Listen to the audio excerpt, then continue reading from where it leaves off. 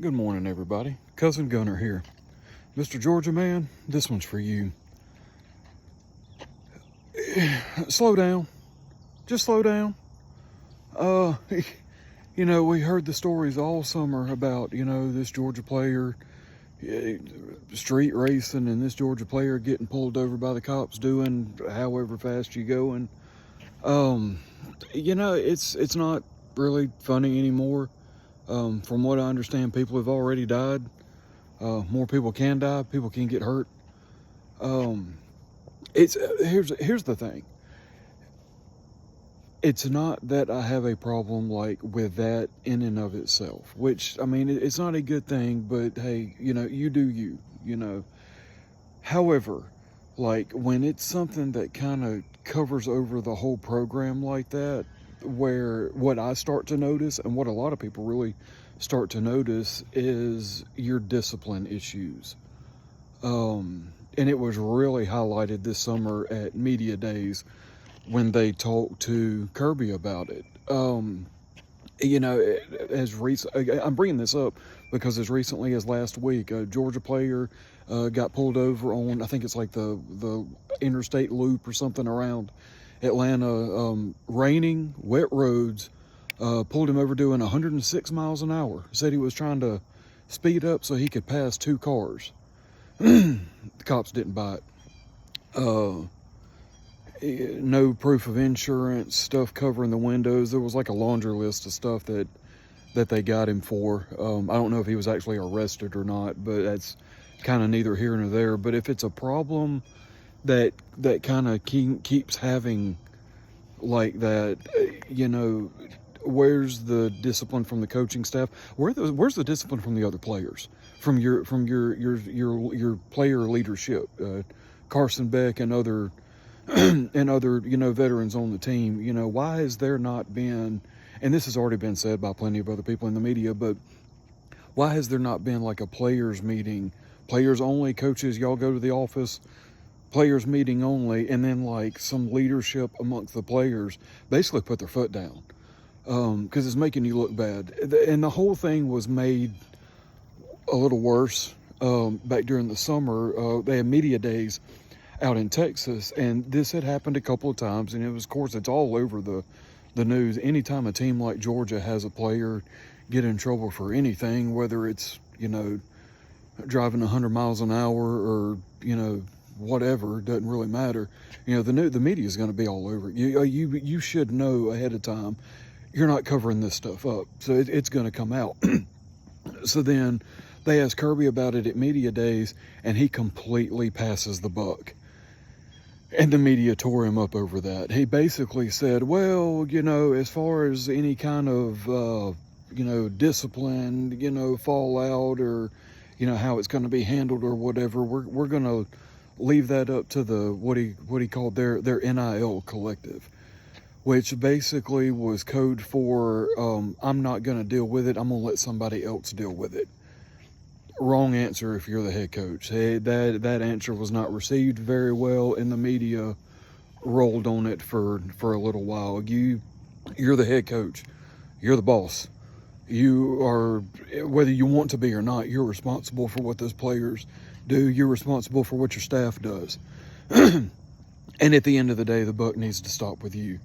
And he completely passed it. But and look, I mean, this isn't a video just to beat up on Georgia, but it's a video to beat up on their leadership, because y'all, I mean, something's got to give here, guys. I mean, something's really got to give, because we point and laugh. This kid got a ticket or got arrested for doing 100 and all this other stuff or whatever. Thank God. Thank God I'm on here this morning talking about this kid getting pulled over doing 100 miles an hour, and all this other stupid stuff. And I'm not on here saying, well, Georgia football player was involved in this terrible car wreck, and he died, or equally as bad, he killed somebody else. So Georgia, they've really got to get a handle on this. I mean, I could take all these, and people have taken all these jabs at Georgia. Well, if they played football half as fast as they drive their cars, you know, they'd be beating Kentucky by more than 1 point. You know, yeah, I just repeated it. It's a funny joke, haha. Georgia's one of the best teams in the country. You know, whether you personally got them at number 1 or number 2 is kind of irrelevant. They're one of the best teams in the country. They've got a lot of eyes on them. You know, they haven't lost a game in I say recent memory, except for the SEC championship game last year. But, you know, you're not, again, you know, like I said earlier, you're not going to be able to get away with this kind of stuff. You know, eyes are going to be on you. They're going to be watching what you're doing and what your players are doing and everything. So, you know, it's time for the leadership to step up. And like I said, and it needs to be the coaching staff, you know, whether it's Kirby or, you know, assistant coaches or whatever. But if not, then the players.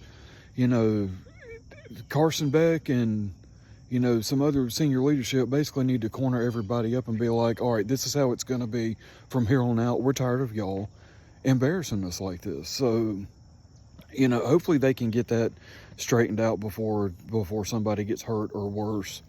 Because, you know, and it seems like, you know, every season there's a story like this about somebody. Hey, you know, it's guys in their late teens and early 20s.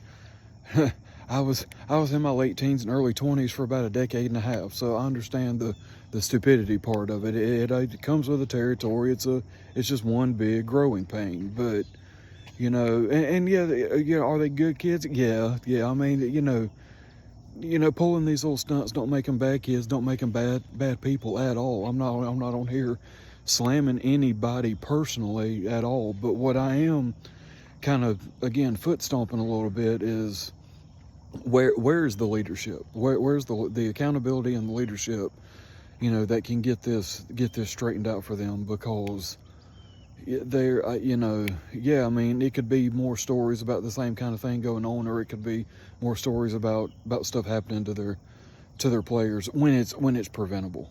I mean, they've had this issue with this kind of thing going all the way back, at least back through the summer, if not maybe a little before. So, I mean, you know, God forbid something happens to one of these players or somebody else. That's a whole laundry list of questions they don't want to have to answer. As far as, you know, what could have been done to prevent this kind of thing. So it's just a territory they don't want to get in. But just wanted to get on here and kind of sound off about that.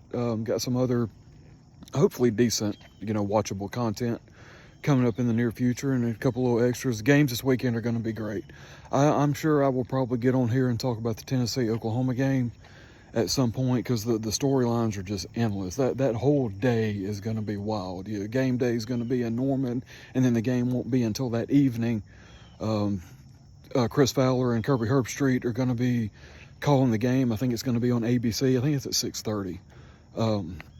But I can't imagine what the environment's going to be. But, and from what I understand, there's a lot of Tennessee fans traveling to Oklahoma for this one, for basically, you know, what is being dubbed the return of Josh Heupel. So we'll see. So I'm sure I'll get on here at some point and talk about that too. So take your foot off the gas, slow down a little bit, enjoy your day. Y'all have a good one.